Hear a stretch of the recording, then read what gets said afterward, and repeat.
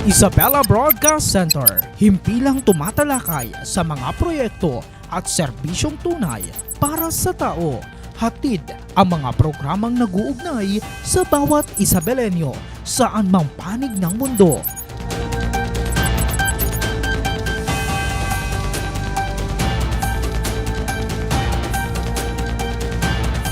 Delivering in-depth, trustworthy, and objective news.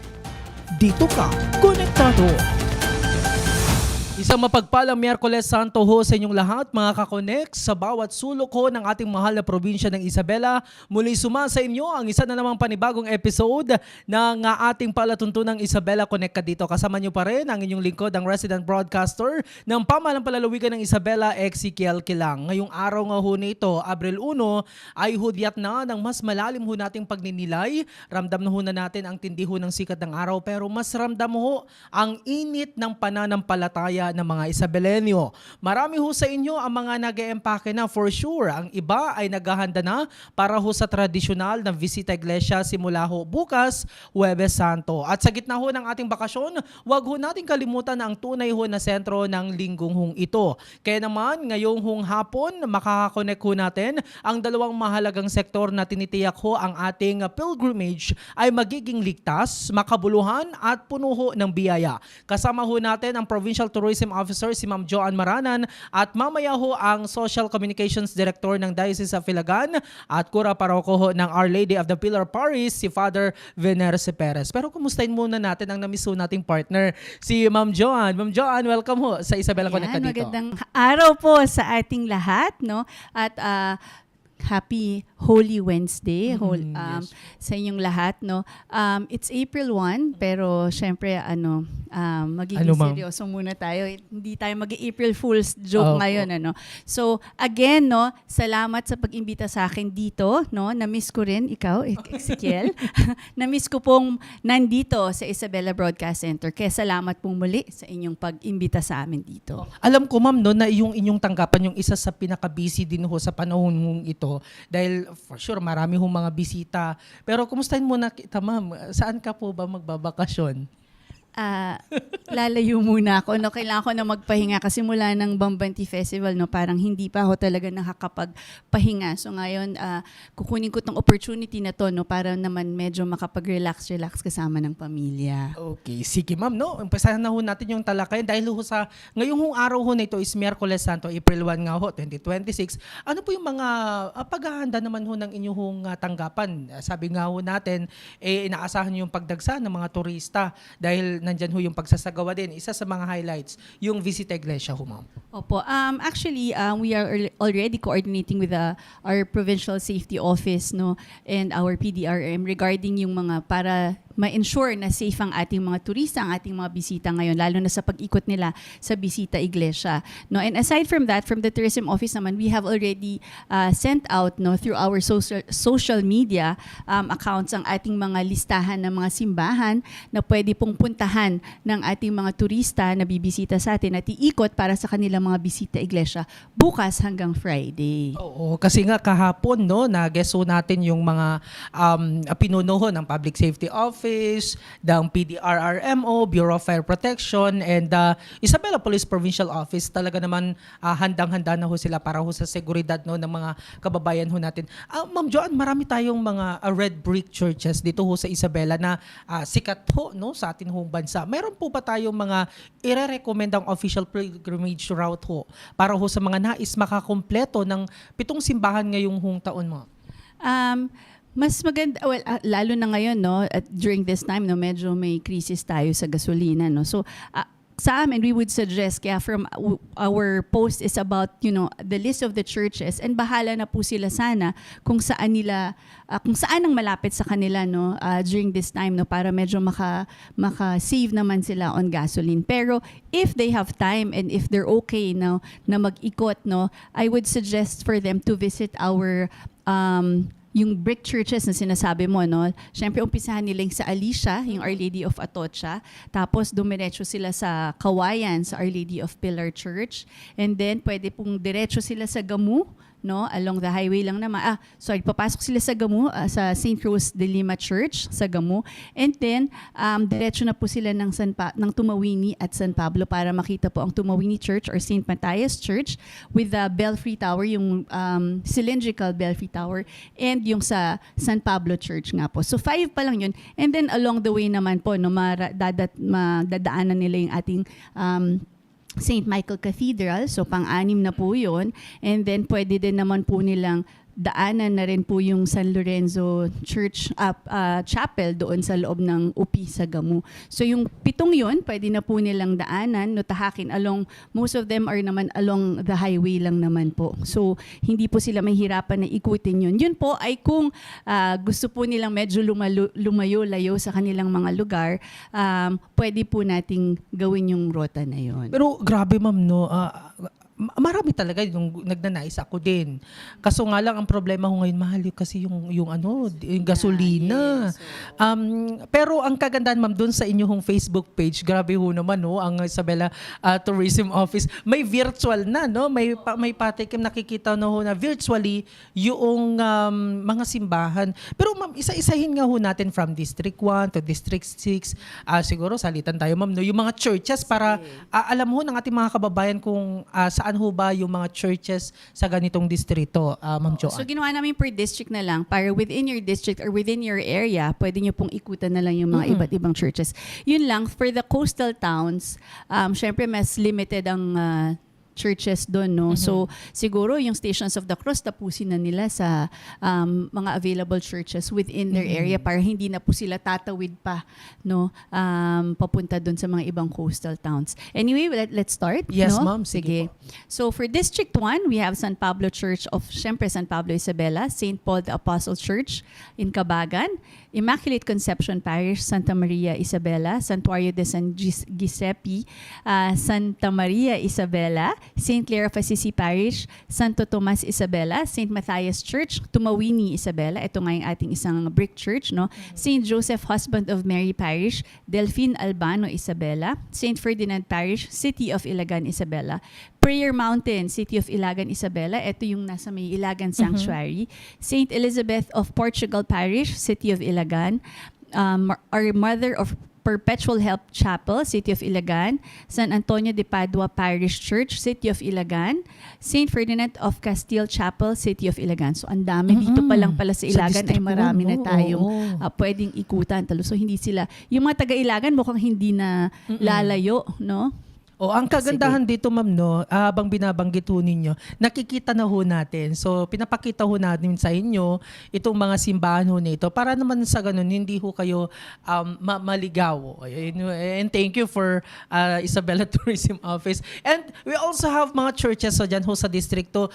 We have St. Michael Cathedral dyan ho sa may Gamu Isabela, ang St. Rose of Lima Parish Church Gamu Isabela, sa San Lorenzo Ruiz de Manila Gamu Isabela, sa Port Clear, Montessori sa may Gamu Isabela ho yan, sa National Shrine of Our Lady of the Visitation Gamu Isabela. Ito yung madalas dinadagsa, yes, ma'am, ito no? dinadagsa talaga. And of course, we have St. Joseph, the Spouse of Mary Parish, sa may Nagilian Isabela ho yan, Our Lady of the Peace Parish, dyan ho sa may Benito Soliven Isabela, Parish of St. Thomas Aquinas, sa may San Mariano Isabela, and St. Anthony of Padua Parish Church, Reina Mercedes Isabela. Kanina dun sa tinanong mo ko, no, regarding yung siguro circuit, no, na may Yes, ma'am. churches.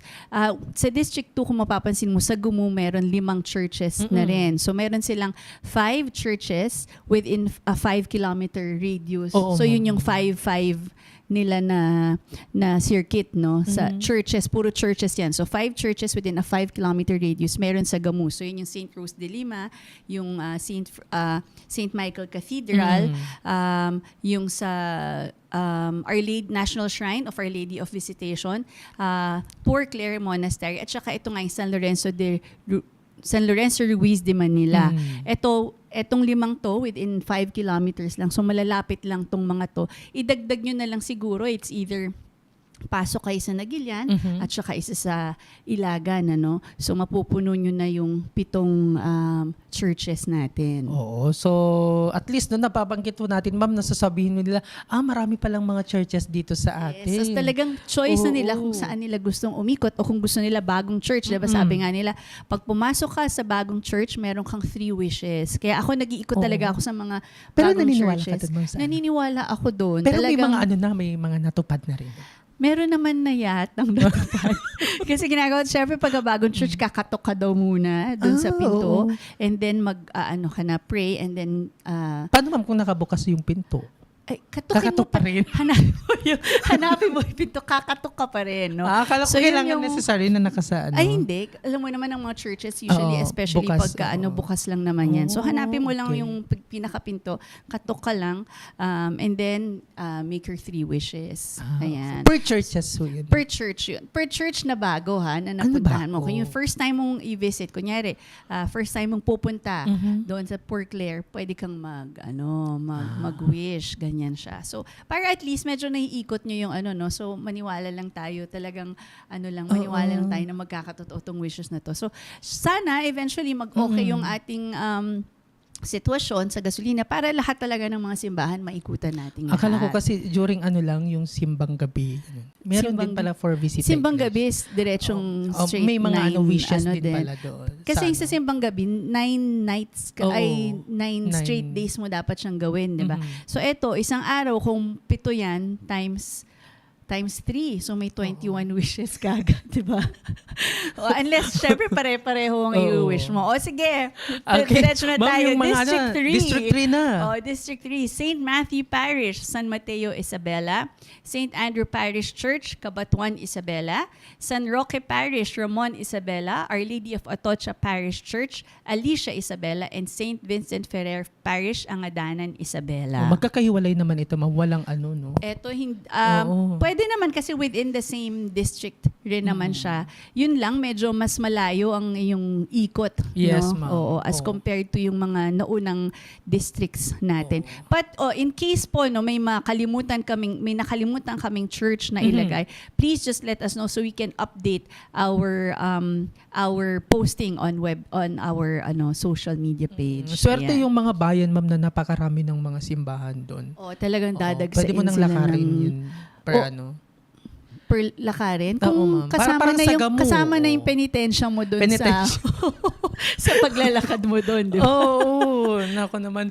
And syempre, pinapakita pa rin ho namin sa atin hong Facebook page ito hong mga letrato ng mga simbahan natin.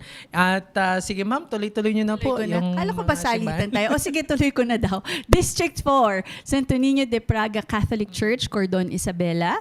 Isabela, they will be done sa Cordon Isabela. Ito yung nakikita natin palaging yes, ma'am. So, hindi siya church but they have Stations of the Cross. So kung mapapansin nyo yung mga may cross lang na symbol, meron lang silang Stations of the Cross. No? St. James Parish Church, Santiago City, Isabela. Our Lady of La Salette Shrine, Santiago. Our Lady of the Holy Rosary Parish, Jones, Isabela. St. Augustine Parish, San Agustin, Isabela. O, ikaw naman. Kokonti naman, ma'am, yung mga bayan. Talagang yung gamot at meron pa yung isa ma'am bayan na na maraming, dito sa Ilagan. Kanina yung sa Oo, Ilagan. sa Oo, Ilagan. marami pala sa Ilagan na pwede nilang ikutan within the city of Ilagan para hindi na sila lalayo. Yes. At sa 5th District naman ho tayo sa St. John Bosco Parish, Quezon, Isabela ho yan. Sa St. Joseph the Worker Parish Church, sa Malig, Isabela. We also have St. John the Evangelist Parish, Ramon, Isabela. At pwede rin Quirino, Quirino, Isabela. No? Sa Our Lady of La Salette Parish, sa Rojas, Isabela. Sa San Lorenzo Ruiz Parish Church, Burgos, Isabela. Meron din ho tayo dyan sa San Manuel, Isabela, ang Our Lady of the Lord's Parish. At syempre, ang Saint Isidore, the Farmer Parish. Dyan ho sa may bayan ho ng Aurora, Isabela. At ang Our Lady of the Visitation Parish, Luna, Isabela. And syempre, District 6 naman po tayo. St. Joseph the Worker Parish Church, Etchague, Isabela. San Isidro Labrador Parish sa San Isidro, Isabela. St. Joseph the Worker Parish Church sa San Guillermo, Isabela. Our Lady of the Pillar Church sa Kawayan City. Our Lady of the Visitation Parish, Kawayan City rin po, and Hacienda de San Luis, Stations of the Cross. Etong sa Hacienda, again, ano lang yan, Stations of the Cross, no? And I think meron din po sila, inaayusin po nila Yes, ma'am. yung Stations of the Cross para po sakto sa pagpasok ng Semana Santa. Oo, at sa mga coastal areas natin, ma'am, Opo, abot so yung banggitin din Facebook page natin, na. opo. So Coastal Isabela Churches, St. John the Baptist Parish, Dinapigue Isabela, Our Lady of the Abandoned Parish, Divilacan, St. Joseph the Worker Parish, Maconacon Isabela, and St. Mary Magdalene Parish, Palanan Isabela. So kaya nga sabi ko, no, tapusin na po nila ang Stations of the Cross sa isang simbahan siguro para hindi na po sila mahirapan doon sa ating coastal towns. Ayan. So kung merong willing, no, na magpunta sa ating coastal towns, Yes, ma'am. very much welcome naman po silang pumunta doon. Yun lang. So medyo limited lang ang ikutan nilang mga churches. Pero ang tanong ngayon, Ma'am Joanne, paano po natin binabalanse, no, yung pagiging tourist spot ng ating mga simbahan at ang pagpapanatili ho ng katahimikan at kasagraduhan, kumbaga, ng mga ito habang may mga bumibisita? So far naman, our visitors and tourists naman know how to handle themselves pagdating na sa simbahan. So wala naman po tayong nakikita na experience man na problems, no, in terms of yung maingay, no, tsaka talaga namang pagdating nila sa simbahan, alam naman lang mag-register lang sila, no, because there are set up registration tables din po, no, sa ating mga simbahan, and then alam naman po nila na talagang tahimik lang sila at magdadasal lang sila. So wala po tayong nakikitang mga problema, and unti-unti konti-konti lang naman po yung medyo umiikot, no, hindi naman nagsasabay except syempre doon sa ating national shrine doon sa Gibang, no, but so far I think very manageable for the past few years ang ating bisita iglesia pagdating sa iba't ibang simbahan dahil napakarami nga po nating simbahan dito sa ating probinsya. So maraming choices, kaya sakto lang ang ano po natin. Hindi naman tayo nagkakaproblema pagdating sa siksikan or that kind of concern, no. Alam naman na ho natin, ma'am, na talagang na tinututukan ho ninyo yung mga churches ho na ito.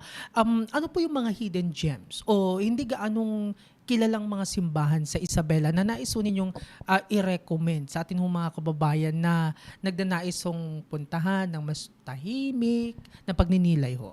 Ako, no, my favorite church, no, na hindi masyadong kilala, no, is the St. Rose de Lima. Well, not many people know of Sagamu. that. Sagamu, oo. Yun yung one of my favorite churches kasi ang kilala talaga is yun, especially dun sa mga brick churches natin, no. Syempre yung Our Lady of Atocha, yung sa Kawayan City, Our Lady of Pilar, and syempre yung sa Tumawini and San Pablo. Pero yung ating fifth and na brick church, yung sa St. Rose de Lima, small church lang siya, no. It's very nice. So pag nakita mo, parang mamamangha ka kasi ang ganda pa rin niya, no. So maski it's not as big as the other churches, pero maganda siyang puntahan, no. So I think that's one of the churches na maganda rin ikutan, no. So kung kaya po nila talagang maikutan yung ating mga churches na ito, yung mga brick churches natin, it would be nice, no. It would be a good experience. And yun nga, San Pablo Church, no, isa talaga sa maganda kasi yung surrounding areas niya, no, yung ruins dun sa harap niya, maganda siya talaga, no. So medyo mafe-feel mo yung Spanish era, no. So kung mapupuntahan po nyo, and Father Mamawag, pasensya na hindi ko po napupuntahan na bibisita, hayaan nyo po talaga within this year, no, gagawin ko pong napupuntahan ko po talaga kayo kasi Father Mamawag is also trying to really preserve, no, yung San Pablo Church. So these churches, yung ating mga sinasabi mga brick churches natin, sana po kung kaya po nilang ikutan, maganda pong ikutan po natin. Oo, napuntahan ko na rin yung Bisitahin, St. Rose oo. Lima, ma'am. Maliit lang siya. Nung una, kala ko malaki siya kasing laki. Kala ko medyo kasing laki siya nung Our Lady of Atocha and ano. But hindi, maliit lang siya and maganda. And sa Tumawini, if you go to Tumawini, tingnan nyo po yung facade niya, yung lapitan nyo. Kasi may makikita kayong mga years, no, yung mga taon, no. So para makita nyo yung development nung church, no? So nag-start siya 1700s if I'm not mistaken. Tapos makita niyo dun sa labas, may mga years kung kailan naipatong o naumpisahan ulit or something. So nandun siya sa labas ng church. So maganda talagang ikutin nyo and talagang experience these churches, no? Hindi lang yung pagpasok nyo, yes, syempre unahin nyo pagdasal, but also take time to go around and explore the churches themselves, no? Oo. Huwag din kalimutang kumuha ng letrato, no? Selfie, mga ganun. Oo. Para may memories Oo. kayo. Lalo na kung first time nyo dun sa church na Yes, yun. ma'am. Oo. Ma'am Joanne, ang Visit Iglesia ho ay malaking tulong din ho, no, sa ating lokal ho na negosyo. So, paano po natin binibigyan ho ng pagkakataon yung ating ho mga lokal ho na MSMEs na makapagtinda ho ng maayos sa mga stopover ho nating mga pilgrim ho? Opo. We would want sana no na mas maraming pasalubong centers near the areas. But kung wala po, meron naman po mga pasalubong centers na pwede silang daanan, no, like in Kawayan, malapit lang po sa tapat ng church, no, Our Lady of Pilar. Siya may cooperative office doon, no, na pwede nilang bilhan ng ibang pasalubong. And kakabukas lang po ng pasalubong center ng City of Kawayan. Yung kanilang booth ng Bambanti Festival Yes. ay ginawa na po nilang pasalubong center. It's located doon sa may tabi ng Capitol, ng munisipyo po, ng City Hall, no? Nandun lang po siya sa tabi ng City Hall. In-aircon na nila yung kanilang booth from Wow. and doon na po sila nagbebenta ng kanilang mga naka-feature na products dito ng Bambanti. So may mga ganun naman pong areas in the different municipalities. So sana po makaikot din po ang ating mga bisita sa mga iba't ibang pasalubong centers para makita nila at makadala sila ng mga pasalubong para sa kanilang mga pamilya from Isabela naman po. Oo. Para naman Ma'am Joanne sa mga nagnanais hong magplano ho ng kanilang huling minutong biyahe, last minute kumbaga, no? Ngayong meron din kasi mamayang gabi, no? Or bukas, Huwebes Santo. Saan po silang pwedeng pumunta o mag-check ng impormasyon online para sa mga travel advisories dito sa probinsya ho natin? Ayan, syempre, unang-una ang ating PIO, Isabela PIO. And then syempre, tutok rin po kayo sa Isabela Tourism Office FB page para sa mga iba't ibang pwede nyo pa pong puntahan at mga reminders. So we'll be putting up reminders also regarding yung blow baguettes, no, what you need to do, how to check your vehicles, what to check on your vehicles before you travel. And syempre, meron din po tayong nakaabang, sabi nga ng PSO, no, Provincial Safety Office. You can also check, I think, their Facebook page for that, and PDRRM. And yun nga, lahat po naman yan isi-share natin sa Isabela Tourism Office, and I'm sure Isabela PIO will also be sharing those posts. So abangan lang nyo po lahat ng aming mga updates, no, regarding safety and sa ating mga pages, and yung mga pwede nyo pong puntahan, magpo-post din naman po kami sa Isabela Tourism Office. And syempre, after naman po niyan, no, so Thursday, Friday, iikot po yan sa mga simbahan. Yes po. Sabado, Linggo, ito na po ang pag-ikot sa iba't ibang mga tourism sites naman po sa ating probinsya. So sana po mag-ingat-ingat lang po, no, kasi syempre magdadagsaan na yan sa mga ilog, no. Yes. Sabi nga po ng ating provincial safety officer, from the church, no, Thursday and Friday, doon po ang deployment ng ating mga safety staff, no, kasi doon po ang dagsa ng ating mga turista at bisita. Pagdating naman po ng Sabado at Linggo, lilipat na po yan sa mga tourism sites, especially po doon sa mga ilog, sabi ko nga. Yes, Lalo na oo. dito, no, sa abangan po natin ng Abuan River, Dagsayan, ma'am. oo, dadagsain yan, no? Ilagan Sanctuary at yung mga resorts po natin. So baka po dagsain din yan, pati yung lalo na yung mga Las Regnan, ganyan, yung mga iba't ibang iikutan po, Meraki Garden, ano pa ba?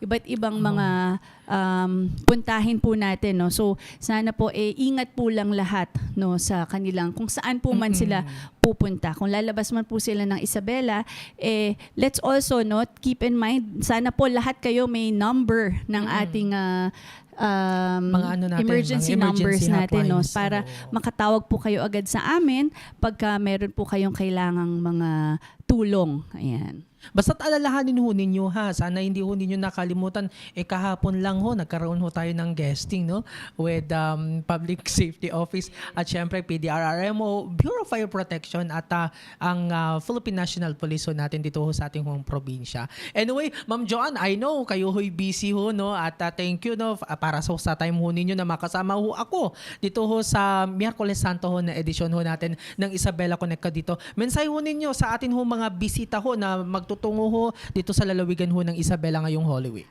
Sorry, bago yung Yes, mensahe po. ko, no? Aside from that, we also have pala, meron kasing, di ba this year is the Jubilee year, Yes, no?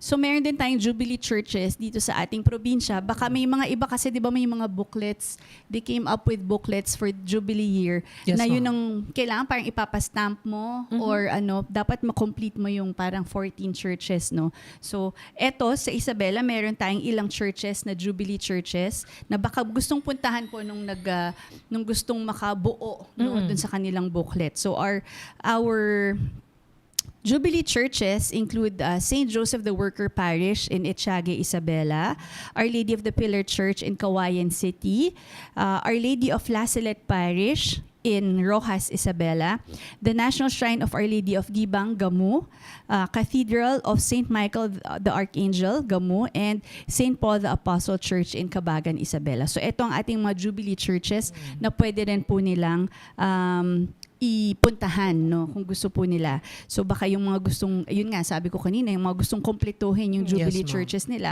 ito po ang nasa ating probinsya. Kung gusto niyo naman po puro Jubilee churches, tatawid po talaga kayo ng Cagayan. Ayan. So again, ako po ay nagpapasalamat dahil po kami ay naimbitahan ngayon. And salamat muli, Ezekiel. Yes, At magkikita po tayo dahil meron po kaming Oo. tambalan. Oo, babalik na, teaser. Oo po, Pasilip. babalik na po ang Oo. aming paboritong segment no dito sa Isabela Broadcast Center. Pero abangan nyo na lang po yan. And again, nagpapasalamat po ako sa inyong lahat no for also yung time no na pakikinig nyo sa amin. And sana po stay safe po tayong lahat and have a holy week po. Okay, sige Ma'am Joanne, mag-ingat ko ho kayo at wag ho kayo makakalimot. Kapag ho kayo'y nagbakasyon. There you have it mga kasabalenyo, ang ating hong Provincial Tourism Officer, Ma'am Joanne Maranan.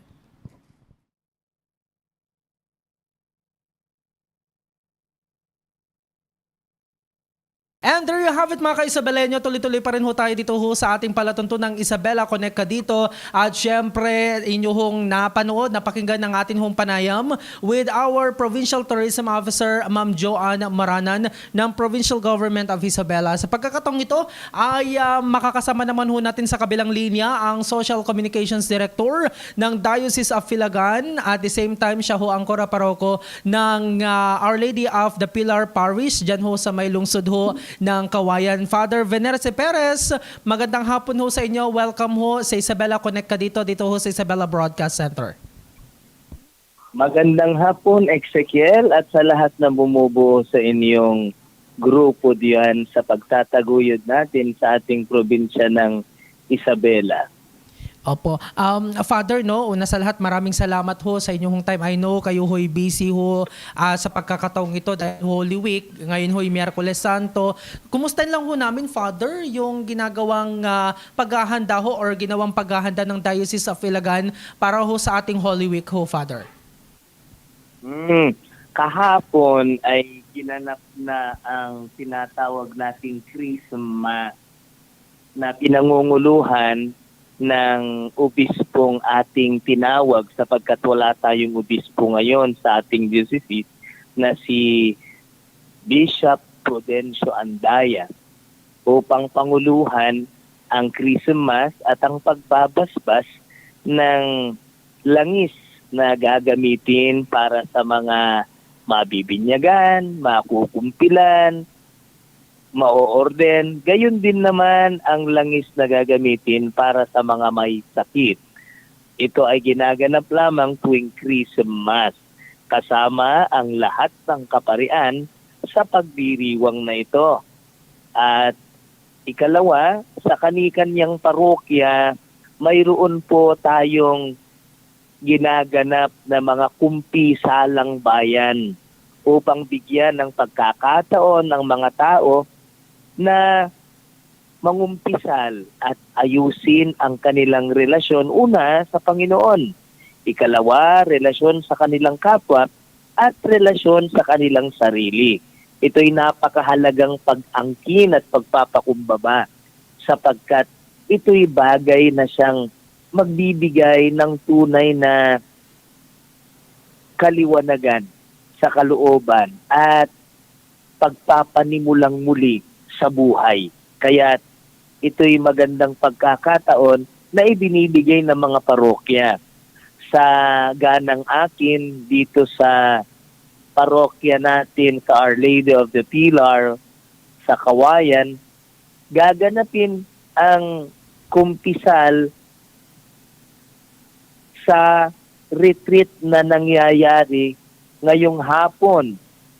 Ang mga taong makikiisa sa ating recollection ay maaring mangumpisal din. At ito'y hindi lamang bukas para sa ating mga kapatid dito sa lungsod ng Kawayan, bukas din ito para sa iba't ibang mga bayan na mga nagnanais mangumpisal at hindi sa kanilang sariling kura paroko.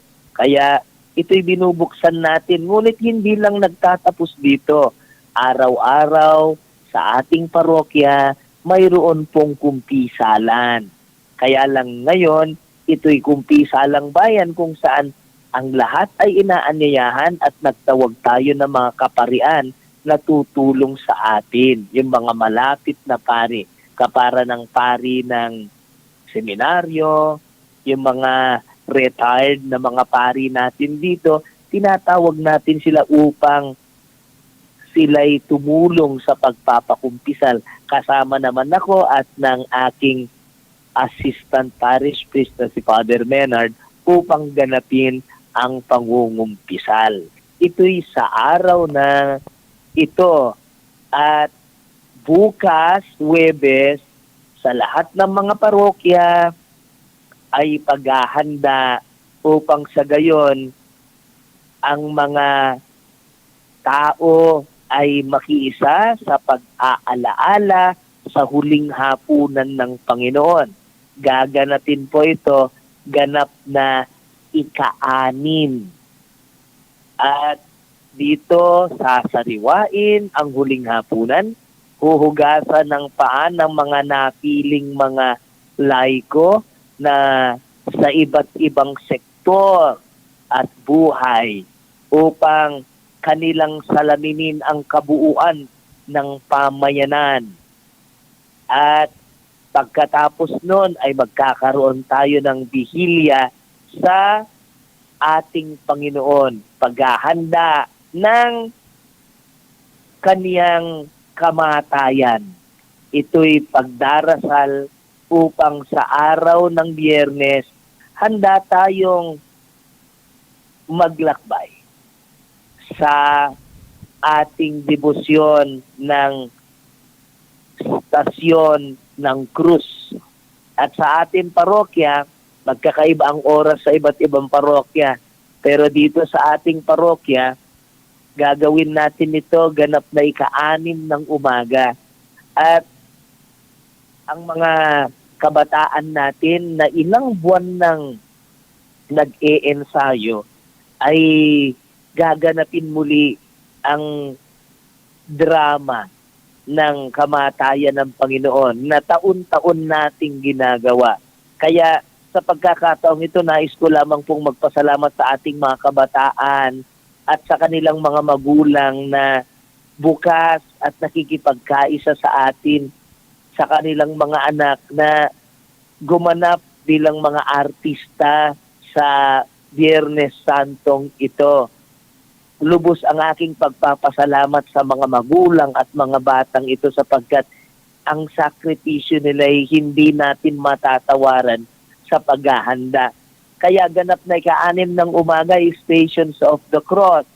Pagkatapos ng Stations of the Cross, pagdating dito sa parokya, mayroong simpleng iahanda yung mga nagnanais magbigay ng tulong upang magkaroon tayo ng simpleng lugaw lang at itlog, ay bukas po ang ating simbahan sapagkat binubuksan po natin ito sa lahat ng mga tao upang makakain kahit kaunti sapagkat ito'y araw ng fasting and abstinence. Kaya pagkatapos po noon sa ganap na ika-12, sisimulan kaagad ang huling 7 salita. Live po tayo sa ating parokya. May mga napili po tayong 7 mga laiko na magninilay sa huling 7 salita ng ating Panginoon. Sa ganap na 3 ng hapon, tayo'y magkakaroon ng veneration of the cross. At pagkatapos po nun, naiikot na ang Santo Inchero o ang Kristong Patay sa ating lungsod upang ipamansag ang Panginoon ay yumauna.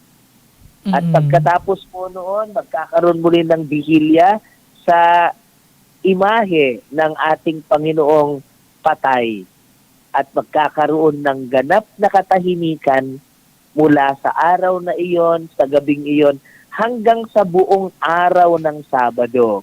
Kaya po, sinasabi natin na dahil ito'y katahimikan, kaya nga tinatawag nating Silentio Manium, the great silence, upang ang tao ay nananahimik, nagdarasal, nagmimilay sa mga oras na ito. Ito yung ang gagawin ay walang gagawin. Yun. Yun ang mahalaga doon. Sa buong taon natin, ang gagawin natin ay wala tayong gagawin. Maliban sa dasal, sa katahimikan. At ito ay magtatapos sa pagkagat ng dilim ng Sabado. Sa Sabado ng gabi, ganap na 6.5 malamang pagkagat ng dilim, gagawin na natin ang blessing of fire at tuloy na po tayo sa bihilya ng muling pagkabuhay ng Panginoon. At mapalad po tayo na mayroon tayong mga matatanda na nais na maging Katoliko, kaya sila'y mabibinyagan din sa gabing iyon ng Sabado.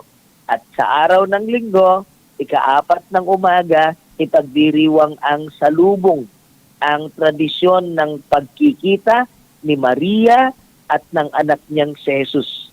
Sa ganap na 4 ito ng umaga. Papasalamat muli ako sa mga magulang ng mga maliliit nating mga bata na magsisilbing mga anghel sa gaganapin natin na tradisyong ito. Papasalamat tayo sa kanilang magulang, sa mga bata at yung mga tagapangulo sa gawaing iyan. Sila Aling Sita at ng kanyang mga kasamahan. At pagkatapos po nun, didiretso na tayo sa unang misa kagad at ang lahat ng misa sa muling pagkabuhay ng Panginoon. Ito ang gagawin nating mga activity sa mga araw na iyon. At harinawa, ito'y maging mabunga na mga araw para sa atin sa isang tunay na pagpapanibago sa pagnanais nating mayroong pagkabuhay na mangyari sa ating mga sarili, pamilya at sa ating pamayanan. Oo. Anyway Father, maraming salamat sa mga ibinahagi ho ninyong mga activities ho na yan and hopefully na-take note ho yan no, ng atin ho nga mga kababayan.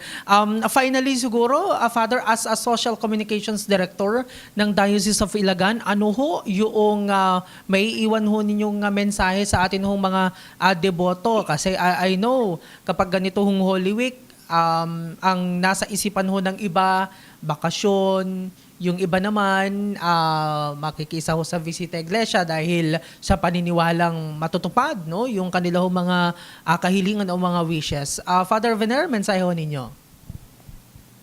Ang mahal na araw ay kwento ng pagmamahal ng Diyos para sa atin ang lahat.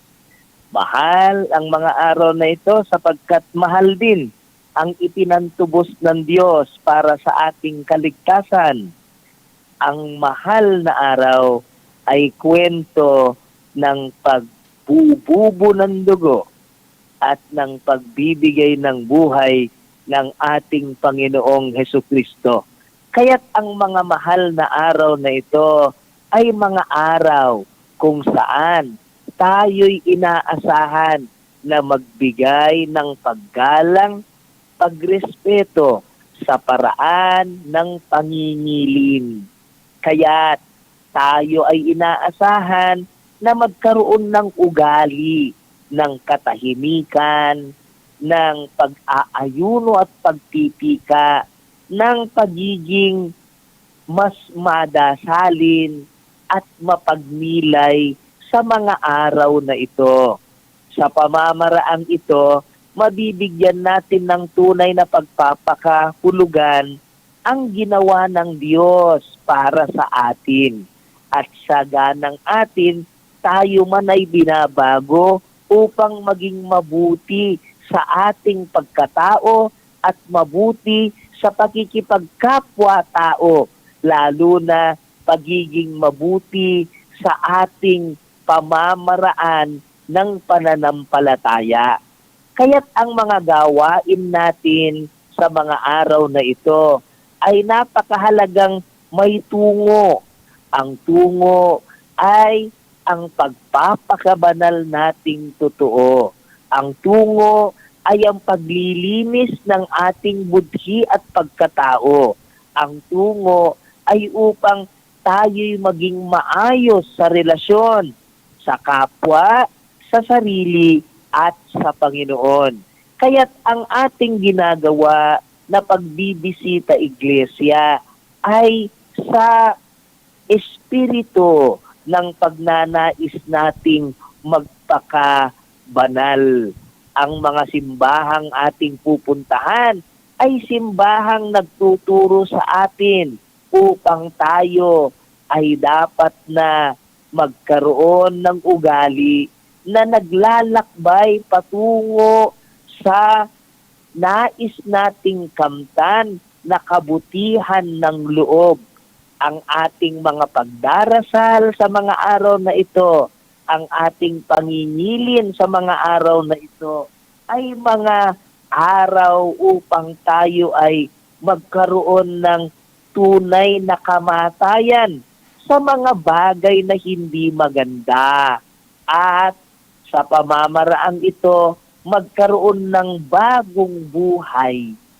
Bagong buhay sa mga bagay na mabuti, sa mga bagay na sa kapwa'y kumakandili, sa mga bagay na magbibigay ng tunay na buhay sa pakikipagkapwa at sa pagiging tunay na anak ng Diyos.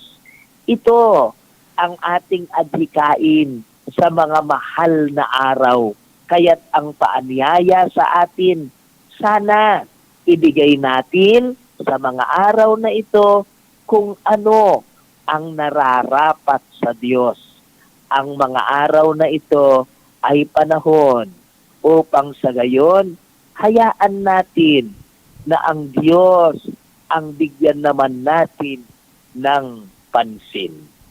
Okay, maraming salamat Father Venerce Perez, ang ating Social Communications Director ng Diocese of Ilagan, at the same time, ang Kuraparoko ng Our Lady of the Pilar Parish sa Cagayan City, Isabela. Maraming salamat ho, Father. Magandang hapon. Maraming salamat din, Ezekiel, at sa lahat ng bumubuo ng inyong team diyan sa probinsya ng Isabela. Okay, maraming salamat ho, Father. There you have it. Si Father Vener si Perez, ang Kuraparoko ho, no, ng Our Lady of the Pilar Parish sa Cagayan City. At the same time, Social Communications Director ng Diocese of Ilagan. Maraming hong salamat sa atin hong mga panauhin. Napakaganda hong paalala ho, no, na ang Visita Iglesia ay hindi karera kung sino ang mas maraming napuntahang simbahan, kundi kung paano tayo ho na palapit ho sa Diyos sa bawat hakbang ho natin. Naway maging pagkakataon ho ito no, para sa pagpapatawad at pagbabago. Maging maingat ho tayo sa pagbiyahe. Kung kayo ho ay magmamaneho, tandaan ho no, huwag magmadali. Ang Panginoon ay naghihintay, hindi naghahabol. Muli salamat sa mga sumubaybay sa ating hong episode ngayong hapon. Huwag din kalimutan na i-like at i-follow ang ating Facebook page, Isabela PIO, at mag-subscribe sa ating hong YouTube channel, that is Isabela PIO pa rin, para ho updated sa mga kaganapan sa lalawigan ho ng Isabela sa mga programa ho natin na tinututukan ho naman ng Provincial Information Office. Sa ngalan ng aming gobernador, si Governor Rodito Albano at Vice Governor Kiko D, at ng buong pamalang lalawigan ng Isabela, ako po ang inyong lingkod, ang resident broadcaster ng Provincial Government of Isabela, Ezekiel Kilang, na nagsasabing manatiling ligtas, manatiling banal, at manatiling konektado dito ho sa Isabela Connect ka dito, at isang mapayapang mahal na araw sa inyong lahat.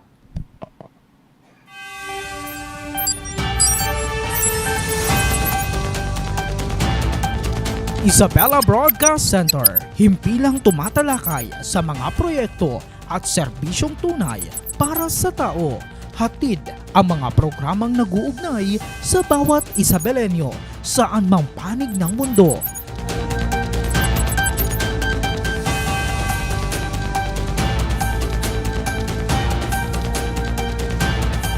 Delivering in-depth, trustworthy,